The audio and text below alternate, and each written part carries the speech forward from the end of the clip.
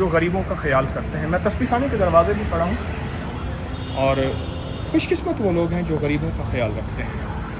اللہ پاک نے انہیں اگر رزق عطا کی ہے تو رزق کے خزانوں سے غریبوں کا بھی خیال رکھتے ہیں اور غریبوں کو بھی نوازتے ہیں.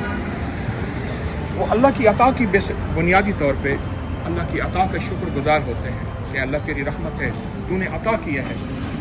تسبیح خانے کی دیواروں کے ساتھ ماشاءاللہ جانور بہت زیادہ ہیں، یہ تھوڑے ہیں، اور بہت زیادہ الحمدللہ تسبیح خانے کی قربانیاں غریبوں تک ایک ایک دروازے تک گوشت پہنچانا باعزت اور باوقار طریقے سے.